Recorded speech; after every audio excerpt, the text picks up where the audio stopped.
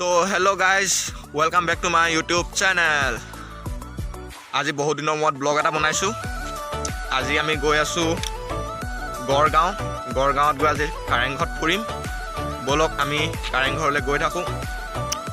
বহুত দিন ব্লগ বনাব পৰা নাই কাৰণ মোৰ গাটো ভাল নাছিলে আৰু এক্সামো হৈ আছিলে, চ' ব্লগ বনোৱা নাছিলোঁ। আজি কাৰেংঘৰলৈ আহিছোঁ। কাৰেংঘৰ আজি কিছু দৃশ্য দেখুৱাম। ব'লক আমি কাৰেংঘৰলৈ গৈ থাকোঁ।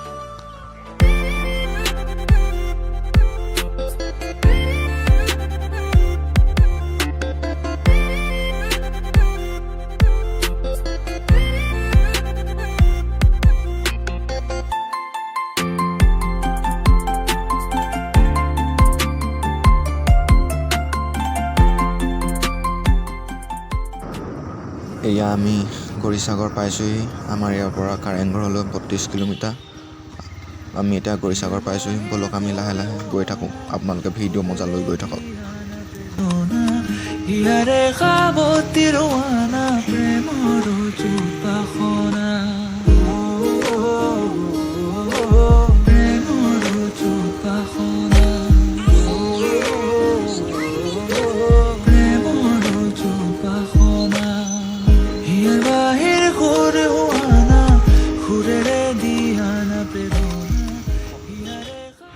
এয়া আমি নামদাঙৰ শিলসাগৰ ওচৰ পাইছোঁহি।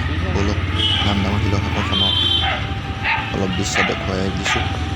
এয়া আমি নামদাঙৰ শিলসাগৰৰ ওপৰত, এইখনেই হৈছে নামদাং শিলসাগৰ।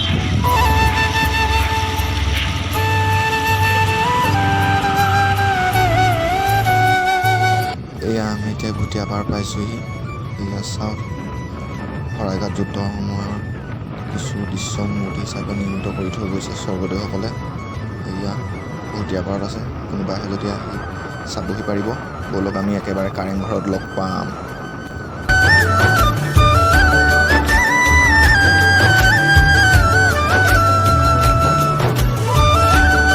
ফাইনেলি আমি আহি পালোঁ শিৱসাগৰৰ ওচৰৰ গড়গাঁৱত অৱস্থিত কাৰেংঘৰত। ব'লক আমি কাৰেংঘৰৰ ভিতৰলৈ সোমাই যাওঁ আৰু তাৰ কিছুমান কথা ক'বলৈ চেষ্টা কৰিম যিমান জানো। ব'লক আমি ভিতৰলৈ সোমাই যাওঁ।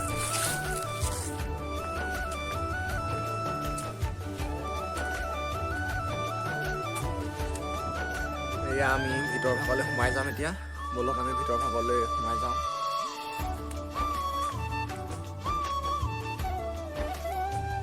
এয়া চাওক, আমি এতিয়া ভিতৰলৈ সোমাই আহিছোঁ। এই কাৰেংঘৰটো নিৰ্মাণ কৰা হৈছিল বৰা চাউল, হাঁহ কণী, মাটিমাহ, শিলিখাৰ কোলা পানী, বেলৰ আঠা আৰু শামুক চূণেৰে নিৰ্মিত কৰা হৈছিল। আৰু এইফালে চাওক, এই দুৱাৰখন বহুত সৰু হয়। কাৰণ এই দুৱাৰখন সৰু হোৱাৰো কিছুমান কাৰণ আছে। ইয়াৰ কাৰণটো হৈছে যেতিয়া কাৰেঙৰ ভিতৰত যেতিয়া স্বৰ্গদেউসকল থাকে তেতিয়া কোনোবা সোমালে মূৰ দোৱাই সোমাব লাগে, সেইকাৰণে দৰজাখন চাপৰকৈ বনোৱা হৈছিল।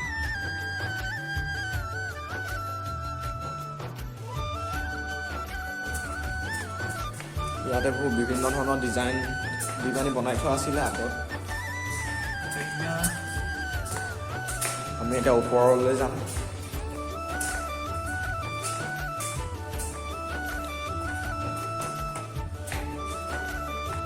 ব'লক আমি ওপৰলৈ উঠি যাওঁ।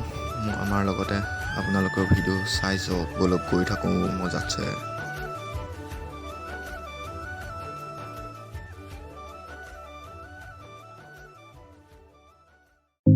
এয়া আমি ওপৰ পালোহি। চাওক, অ' ভাই কিমান মজাছে বনাই থৈছে।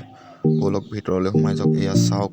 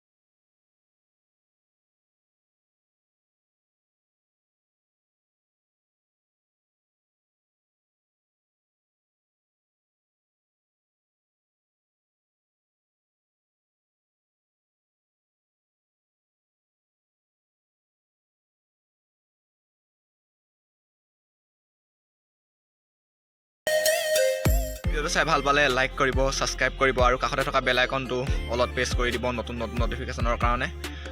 এতিয়ালৈ লৈছোঁ বিদায়। নতুন এটা ভিডিঅ'ৰ সৈতে লগ পোৱাৰ আশাৰে লৈছোঁ বিদায়। টিল এণ্ড টাটা, বাই বাই।